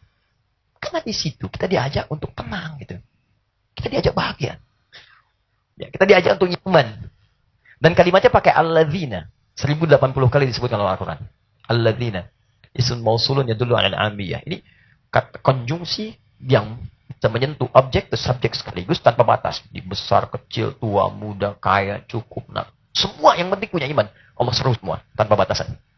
Dia lo nggak bedakan. Ayo kalian Mau si fulan punya status atau tidak. Sepanjang kalian mau mendekat, kata Allah, saya berikan satu amalan yang dengan itu hatinya pasti tentram, tenang, dan aman dunia sampai akhirat. Bahkan nanti di Quran surah 19 ayat ke-15. Paling kiri pertengahan. Ada orang yang di 3 level kehidupan dibuat tenang hidupnya. 3 level. Ya, saya hapus dulu yang ini ya. Boleh ya? Alhamdulillah. Ya, tinggal boleh saja. Biasanya pengalaman pertama begini, datang sendiri, terangkan sendiri, tulis sendiri, hapus sendiri deh. Masya Allah. Sudah selesai. Alhamdulillah. Jazakallah khair. Oke. Fokus sebentar. Baik. Quran surah ke-19 ayat 15. Ada orang-orang yang di semua level kehidupan, di dunia kan selesai pindahkan ke alam kubur, pindah sampai kiamat, pindah menghadap kepada Allah. Itu dijamin oleh Allah selamat, tenang, nyaman, damai. Wassalamun alaihi yawma wulida wa yawma yamutu wa yawma yub'atsu hayya. Di saat hidupnya dia salam, tenang, tentram. Salam itu kan tenang, damai, tentram, nyaman. Wa yawma yamut akan wafat, mudhari, ya, akan sedang nanti. Di saat akan wafatnya pun tenang. Saking tenangnya enak gitu. Bahkan panggilannya panggilan tenang, jiwa yang tenang. Quran surah 89 ayat 27 sampai 30. Ya ayyatuhan nafsul mutmainnah. Hei jiwa yang tenang. Tuh, panggilannya tenang. Saking tenangnya dia tuh tenang aja pulang, kayak enggak terjadi apa-apa gitu. Tiba-tiba pindah aja. Nanti kita rasakan di akhir. Akan rasakan karena setiap orang dengan karakternya seperti itu cara wafatnya. Kalau bermaksiat nanti akan ditampakkan maksiatnya gaya hidupnya. Jadi sulit. Walaupun dia baca ini, baca itu, tapi dia sering bermaksiat. Itu yang terbayang di benaknya. Jadi kalau Anda mengerjakan Allah, kemudian sampaikan, nanti kita bahas, maka nanti kita akan lihat. Ada keindahan tersendiri. Dan setelah itu tiba-tiba turun, masuk alam kubur, nikmat semua kumpul. Quran surah ketiga, ayat 169 sampai 7171. Kata Allah, saking nikmatnya orang di alam kubur, وَيَسْتَبْشِرُونَ الَّذِينَ لَمْ يَلْحَقُوا بِهِمْ مِنْ خَلْفِهِمْ أَلَّا خَوْفٌ عَلَيْهِمْ وَلَا هُمْ يَحْزَنُونَ. Kalau dia mampu, artinya dia nggak mampu. Kalau dia mampu, dia akan datang pada keluarganya yang sedang menangis, bersedih. Ya, dia katakan, kamu gak usah nangis, gak usah sedih. Karena kamu kesini aja, di sini lebih enak daripada yang sedang kamu lakukan. Jangan tangis, cepat nyusul sini. Lakukan amalan yang pernah aku kerjakan, kamu akan bergabung dengan aku. Itu ada ayat. Sampai dia pulang, menatap Allah. Sampai nanti yang paling tinggi, dia bertempat dengan semua nabi, semua orang soleh, semua orang jujur, dan semua para syuhada. Nanti ada di Quran surah keempat, ayat 69. Sekarang, kalau kita semua ketenangan ini, dan sebelum kita bahas, sekarang tanyakan dulu. Sekarang kita merasa punya iman. Status kita beriman, mukmin. Pertanyaan saya, apakah ketenangan yang dijaminkan itu sudah didapatkan? Jangan-jangan dapat masalah sedikit, gelisah. Bikin status. Ya, yang macet misalnya kan dibuncit. Ya, itu bikin status. Macet ya, nggak nyangka. Ih. Kenapa nggak dipakai baca Al-Quran? Ya, macet gak macet ya seperti itulah situasinya. Baca Quran, zikir pada Allah dan seterusnya. Enak. Ya, coba suasana itu dapat nggak gitu? Jangan kan masalah kecil yang orang cuma senyum, Anda nggak selesai-selesai. Apa persoalannya? Ya, maka yuk kita lihat amalan-amalannya. Ini banyak ya, banyak. Satu. Yuk, iman pertama kita keluarkan. Begini, teman-teman, saya mohon izin kalau saya panggil teman-teman barangkali untuk memudahkan. Bapak Ibu sekalian, rumusnya tadi Nabi sampaikan di hadis tadi yang saya sebutkan di awal. Ingat ya? Nomor hadis 8493 di riwayat Imam Ahmad. Kata Nabi, badiru fitanan ka qat'il lailil muzlim. Kalau situasi semakin nggak jelas, sampai kita tuh sering gelisah, di rumah gelisah, di kantor gelisah, di luar gelisah, nggak enak situasinya, maka cara mengatasinya yang pertama, walaupun solusi belum tiba, cepat banyak kerjakan amal soleh. Ya, itu untuk bikin tenang. Di fungsi amal soleh yang pertama itu, walaupun belum mendatangkan solusi seketika, tapi dia bisa melahirkan ketenangan. Karena itu, seringkali kalimat iman dalam Al-Quran itu disandingkan dengan amal soleh. Oke, kita lihat ya. Quran surah 103. Wal 'asr. Innal insana lafi illa alladziina amanu. Coba lihat. Iman amal soleh. Iman amal soleh. Iman amal soleh. Lalu itu. Kenapa disandingkan itu? Salah satunya, rumus dari nabinya, walaupun masalah kita belum mendapatkan solusi, tapi ketenangan itu akan diraih.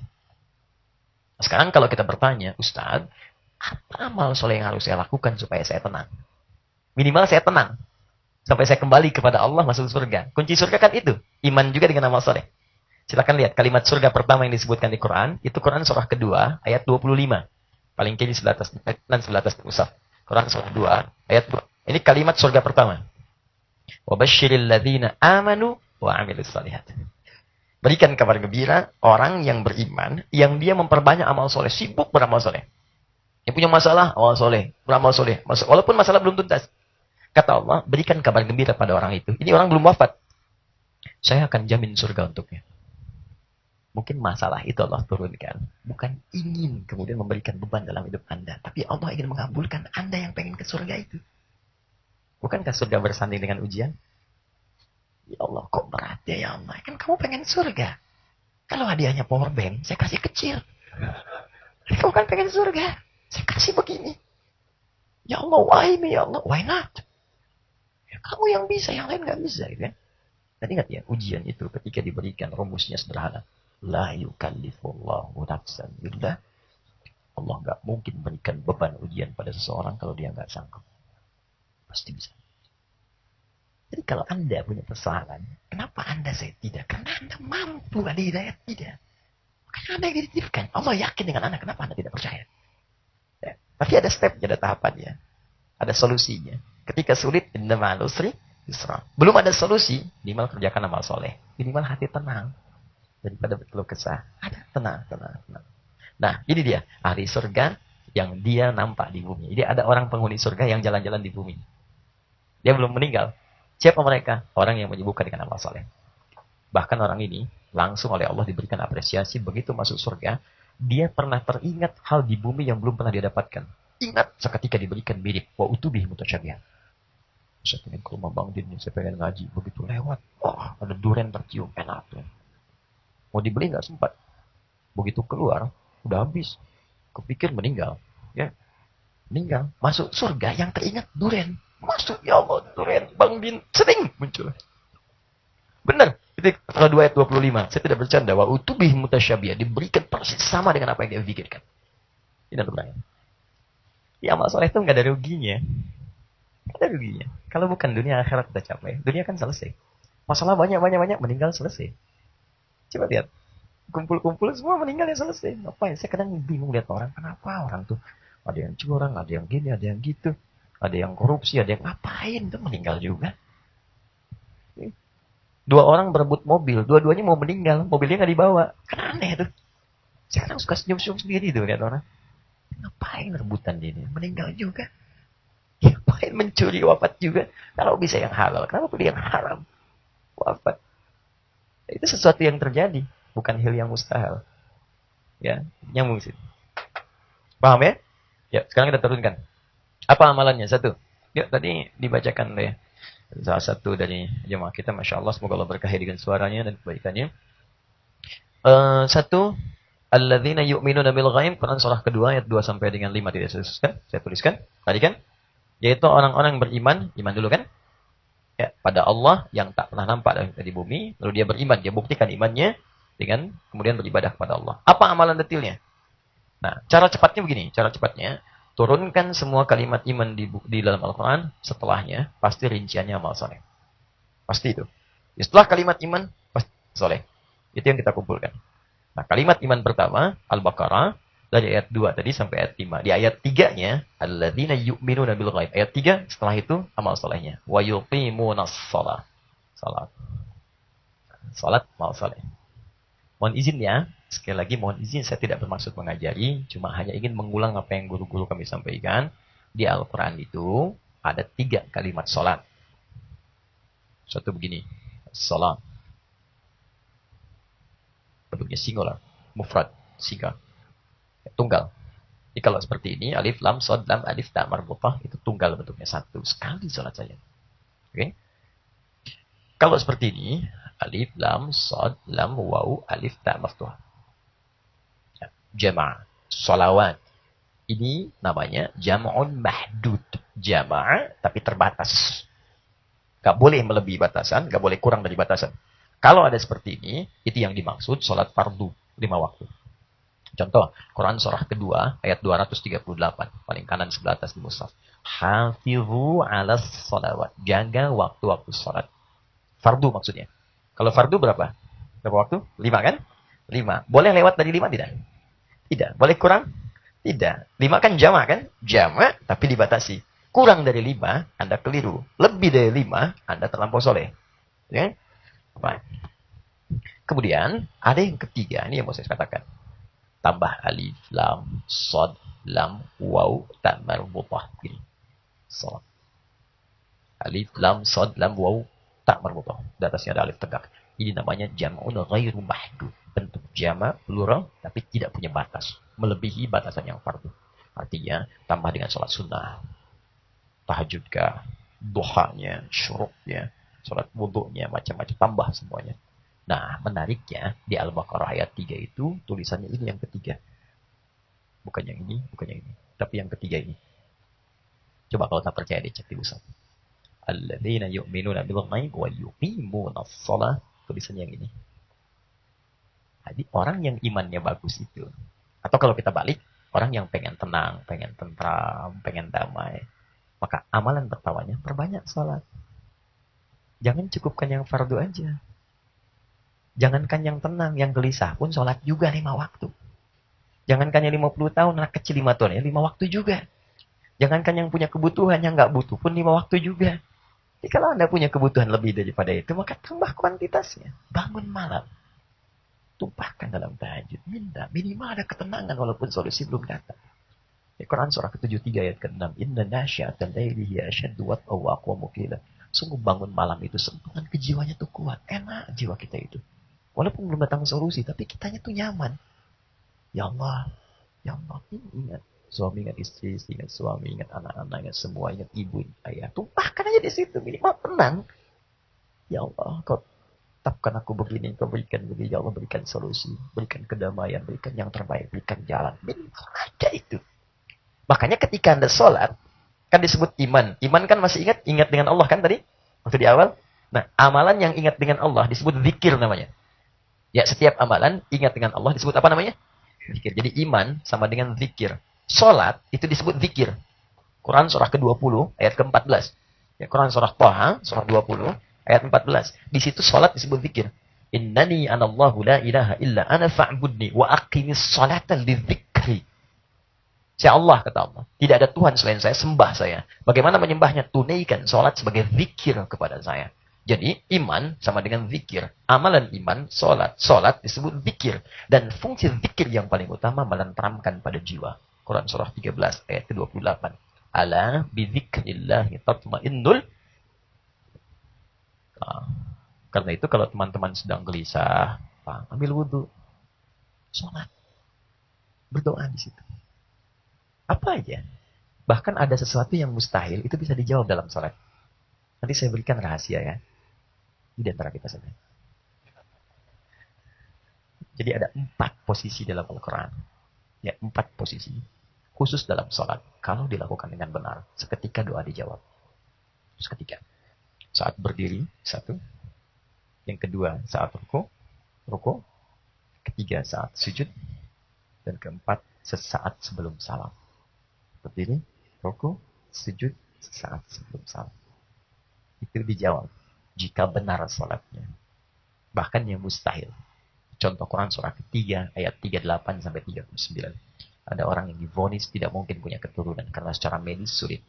Ya, dia sudah sepuh, fisiknya letih, rambut memutih, bahkan istrinya divonis monopus dan mandul. Gak mungkin kata klinis. Beliau sholat, minta kepada Allah, sholat di mihrab. Turun jawaban, kamu akan punya anak.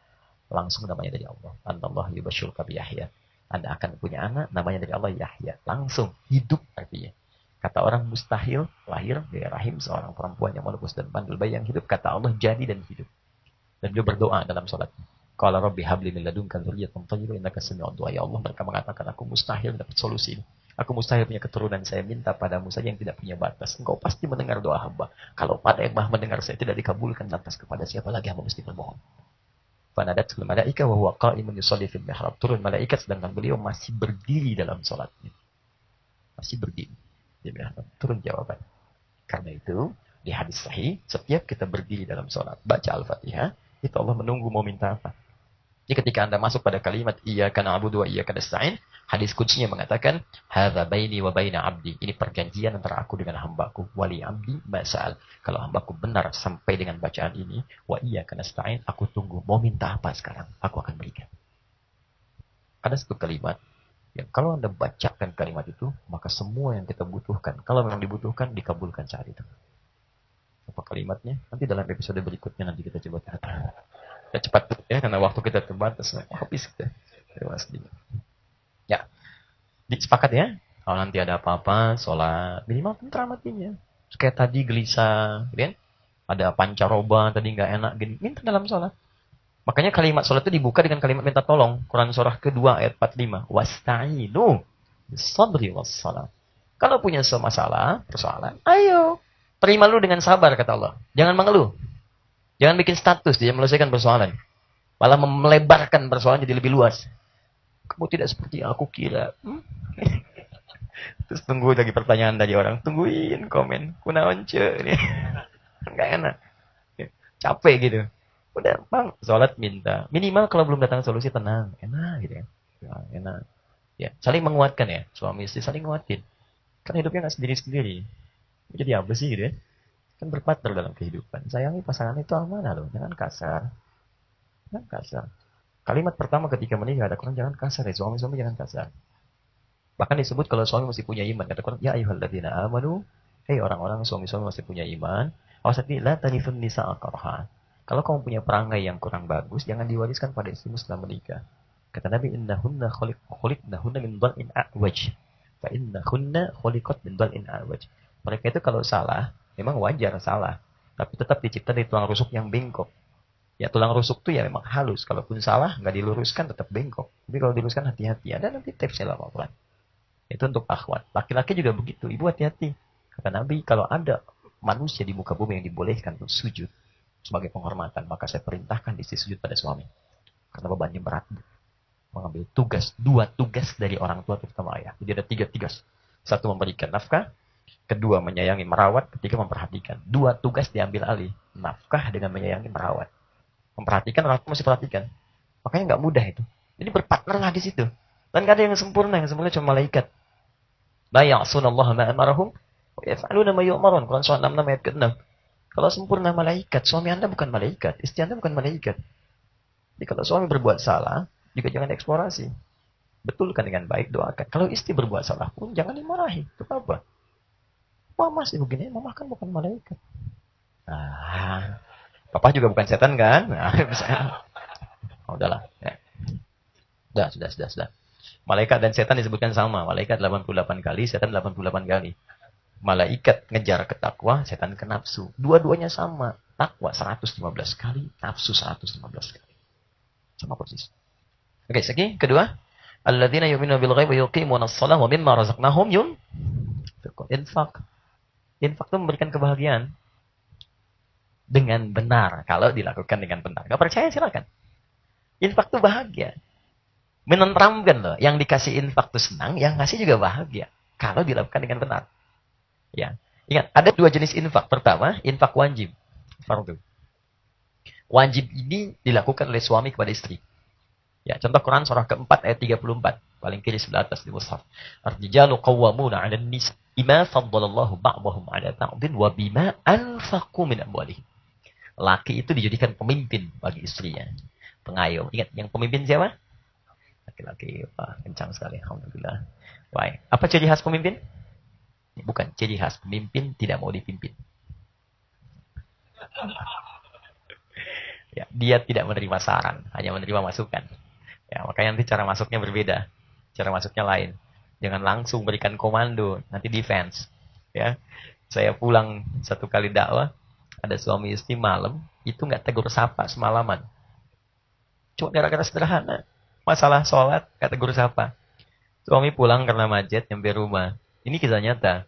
Sholat tadi ya, sholat isya. Kelihatan istrinya. Ya, istri sudah sholat tentunya. Begitu kemudian sujud, dari sujud, dia turun pakai lutut dulu. Dia begitu. Sami'allahu liman hamidah. Lututnya dulu, baru telapak tangan. Kelihatan istri. Mungkin istri mengaji di tempat berbeda. Diajarkan, telapak tangan dulu. Itu begitu salam, tanpa mukaddimah, patah salah sholatnya. Wah, defense. Ya. Maksudnya apa, mah? Ya tadi harusnya bukan lutut dulu, telapak tangan dulu. Keluarlah kalimat. Mama yang nggak baca hadisnya. Padahal dua-duanya nggak baca. Besoknya ketemu saya ceritakan, kenapa sih bilang sampai tegur sapa semalaman gara-gara persoalan itu. Besoknya bertemu, saya katakan, ibu ini bapak ini kenapa? Ibu tahu nggak Pak? Dua-duanya di kitab yang sama. Yang pakai lutut, Abu Daud nomor hadis 838. Riwayatnya Wa'il bin Hujur. Sebelah paling apa di kitabnya. Yang pakai telapak tangan, cuma beda 2 nomor, 840, 841. Paling kiri sebelah atas, riwayat Abu Hurairah di kitab yang sama. Iya Pak ya. Selesai.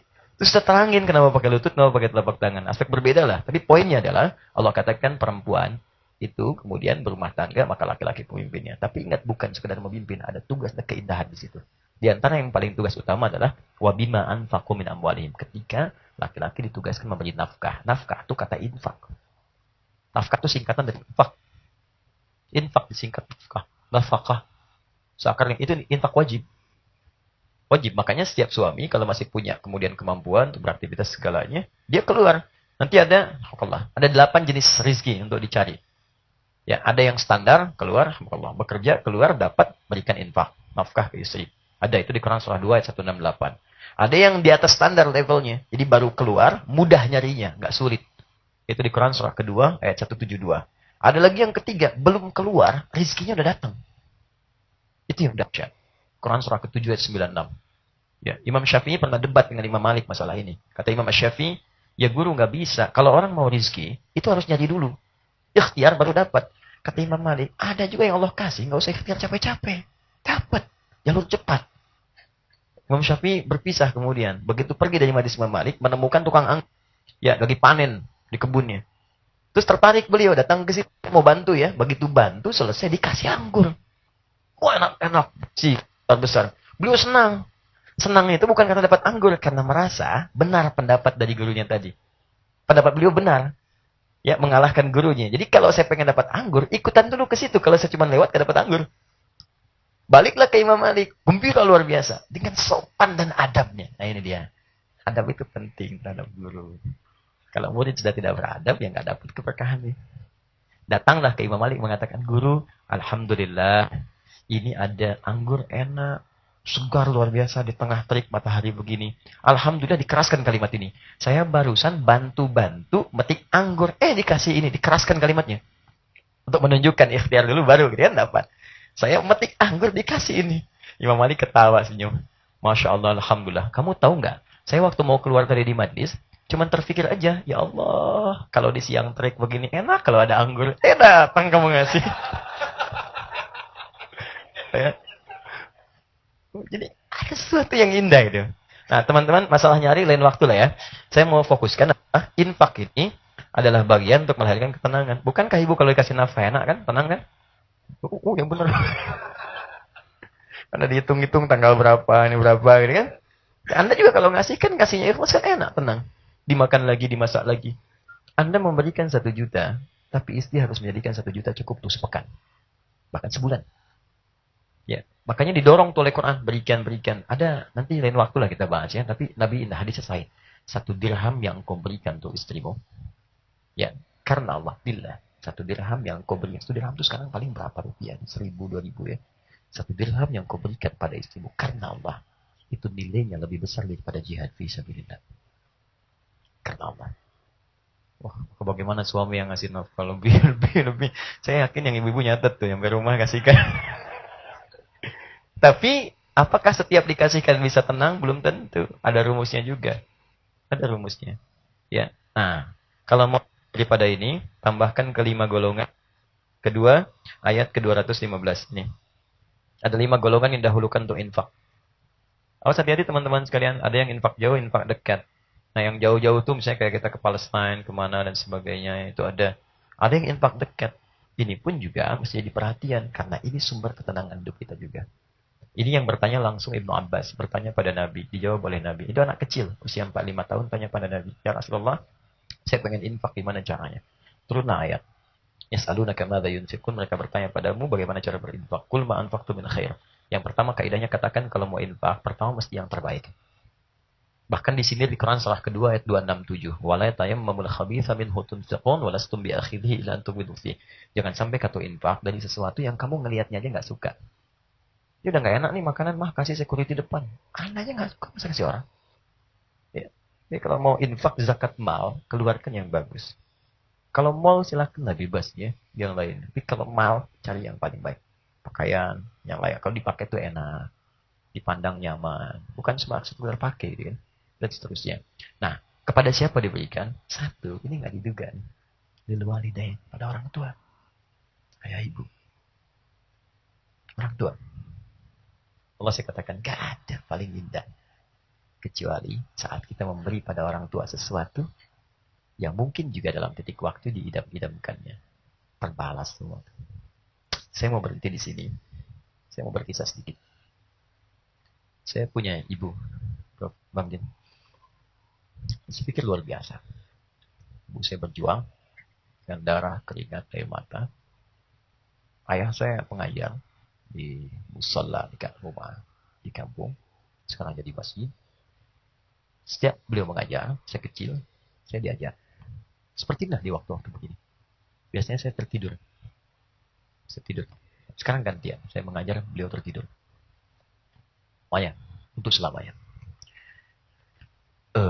Setiap pulang. No. Setiap pulang digendong. Dijaga di jalan. Jalan. Supaya nyampe rumah itu tenang. Kadang saya pura-pura. Untuk saya tahu, masih digendong nggak? Kadang tiba-tiba ke tengah jalan ketawa apa. Tapi ya, saya masih gendong. Sampai ke dalam rumah. Kadang aja bercanda. Saya masuk pesantren. Terus Barkom. Saya masuk. Baru sepekan, 2 pekan. Saya dapat info. Saya harus pulang. Saya ke rumah sakit. Saya lihat ayah saya. Kalimat dokter pertama saya masih kecil. Kata dokter. Ini paling sepekan 2 pekan lah. Secara medis. Saya nggak paham. Tapi ayah saya langsung memeluk saya. Beliau menangis. Dan minta maaf. Maaf. Ayah tidak bisa mengantar. Masih minta maaf. Tidak bisa mengantar. Saya berangkat sampai di pondok. Kurang lebih 2 pekan. Saya dipanggil. Subuh-subuh kakak saya sudah tiba. Dan dikabari mesti pulang. Saya tanya kakak saya. Gimana kondisi ayah? Nggak dijawab. Sampai di Bandung. Saya bertemu paman. Dikabari mungkin sudah nggak bisa lihat. Karena sudah selesai pemakaman. Dari Garut ke Bandung. Saya nggak dapat info sama sekali. Di Bandung baru paman saya cerita. Ya, mungkin sahabatnya. Pak Din juga, Pak Rafani Akhil. Dia cerita. Dan saya nggak bisa lihat. Ya sudah. Saya tidak menangis. Pulang sampai rumah. Sampai rumah ya sekitar jam 6:30. Dia ada maghrib. Sampai saya lihat ibu saya. Dia di ruang tengah. Beliau tidak menangis. Anda bayangkan. Seorang ibu kehilangan suami. Ada anaknya dari jauh. Dan masih bisa menahan air matanya. Dan saya berusaha untuk tidak bertangis sedikit pun. Saya ingin bahagiakan ibu saya. Jangan sampai saya keluar. Saya datangi, saya peluk. Saya tempat. Saat tertidur saya mimpi melihat ayah saya. Mimpi hanya senyum saja. Pakai meja, sudah. Dan itu mimpi terakhir saya dengan ayah saya. Sampai saat ini. Dia udah pergi, sudah. Lalu saya coba berusaha maksimal. Masuk ke kamarnya besok paginya. Saya kemudian melihat apa yang beliau tinggalkan. Baju-bajunya dibagi semua ke sahabat-sahabatnya, semua kitab. Terus saya mushaf. Ini untuk ayah ini, saya bawa mushaf itu. Saya keluar. Saya mau katakan bagaimana kita berusaha menerapkan ini. Saya bayangkan semua kebaikannya. Dan saya rasakan saya nggak bisa balas. Dia katakan kalimatnya masih ingat sampai hari ini. Mushafnya, mushaf Umar Bakri. Warna biru, saya duduk di ruang tengah. Saya katakan, ya Allah. Saya sudah nggak bisa membuat baik pada ayah saya. Berinfak, memuliakannya. Saya hanya mohon ganti setiap huruf dalam Al-Quran yang akan saya hafalkan ini. Berikan pahalanya untuk ayah saya dan ibu saya. Saya baca saat itu. Dan Allah alam sampai hari ini setiap saya baca selalu masuk. Dia nggak bisa keluar. Saya baca dengan terjemahannya, dengan nomornya dan segalanya. Saya pergi ke pesantren. Saya diminta bacakan 8 ayat. Ada kewajiban. Lisan saya nggak bisa berhenti.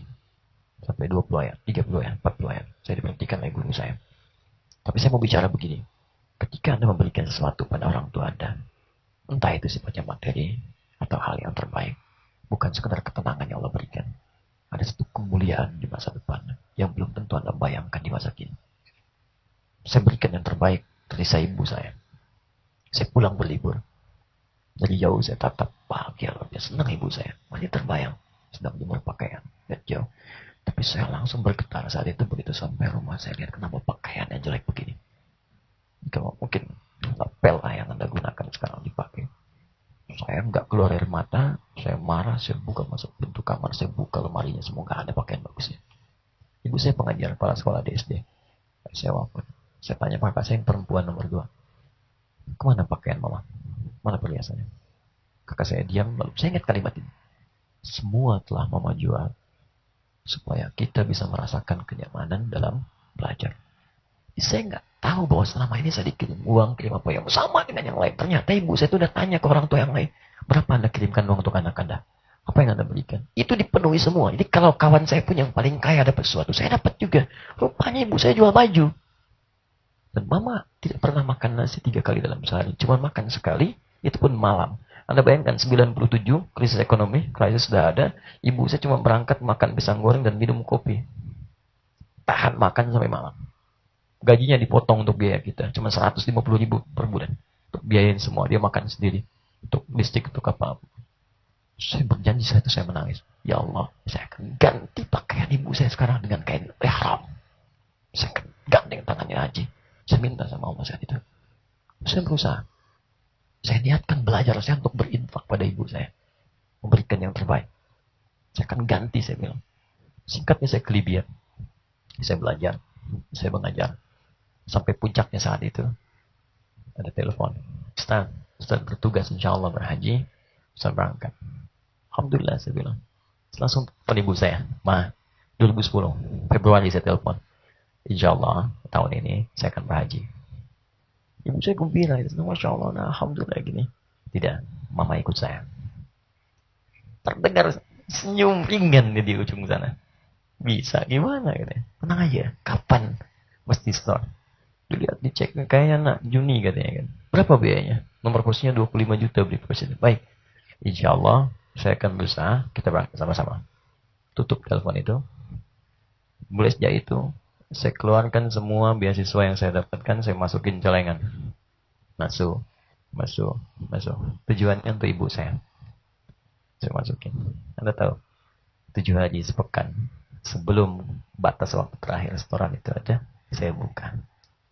Bahagianya saya luar biasa. Alhamdulillah ya Allah. Begitu dibuka. Butuh berapa tadi? 25 juta. Begitu dibuka. 1 juta. Masih kurang 24. Tapi saya yakin Allah pasti kasih. Orang maksiat dikasih. Saya membahagiakan ibu nggak dikasih. Mustahil. 3 hari sebelum batas akhir. Tiba-tiba datang. Ibu pengajian. Yang saya pun nggak cerita dalam. Enggak. Tiba-tiba datang. Ustaz mau haji ya? Ibunya berangkat juga kan. Udah. Semua biayanya kami yang tanggung. 3 hari. Bisa telepon ibu saya. Insya Allah berangkat. Sudah. Ada nih saya kumpulin. Kirim daftar. Cepat. Dan gak pernah ngasih ini, ngasih itu ke yang lain. Tidak. Daftar. Selesai. Saya telepon lagi. Mana mah? Alhamdulillah saya daftar. Kapan? 2013. Oh saya kan 2010 sekarang berangkat. Gak bisa. Harus sama. Perhatikan kalimat ibu saya. Jangan pernah mengambil hak orang lain. Kalau memang 2013, gak apa-apa. Ikuti peraturan Allah. Saya bilang, kita gak usah ngambil hak orang lain. Memohon kepada semua, kepada Allah, pemilik semua hak dalam kehidupan. Sudah kita berangkat insya Allah. Balik, saya berdoa lagi. Minta ya Allah, ini ibu yang melahirkan saya. Ibu yang mengandung saya. Ibu yang menyusui saya. Ibu yang berjuang untuk saya sampai ada di sini. Dan kau maha tahu dengan semua itu. Mohon ya Allah, muliakan ibu saya. Saya ingin menatapnya nanti di Ka'bah. Saya ingin ganti seperti saya pernah mohonkan kepadamu dulu. Itu apa yang terjadi? 27 Juni. Malam 27 Ramadan. Malam 27 Ramadan. Kami ada acara. Biasanya di Timur Tengah itu, malam 27 suka ada acara. Untuk Lailatul Qadar. Rektor kampusnya ada di situ. Rektor saat itu. Qadar Allah. Itu ada pembahasan di OKI. Jadi 1/1000. Setiap 1000 itu kuotanya 1. Nah teman-teman. Malam itu persis. Biasanya saya nggak bawa handphone. Nggak pernah saya bawa handphone ke acara. Ini pun saya nggak pernah bawa. Itu saya bawa. Tiba-tiba setengah acara berbunyi. Saya minta izin. Pak Rektor ini ada telepon. Agak aneh nomornya. Saya mau izin angkat. Silakan Ustaz. Saya ke belakang. Saya angkat. Begitu saya angkat. Anda tahu. Di ujung sana ada suara tangisan yang tidak berhenti. Saya ibu saya. kenapa? Kenapa? Alhamdulillah, nah, mama bisa berangkat. Kita akan bertemu di Mekah. Kita akan bertemu. Oh gitu ya. Kenapa? Mama masuk kota, nggak tahu, begitu saya cek ternyata saat itu ada penambahan sekitar 20.000 kuota. Ibu saya di situ. Daftar bulan Februari, masuk dapat Juni, hanya 6 bulan menunggu, kemudian dapat berangkat. Kisahnya bukan di situ.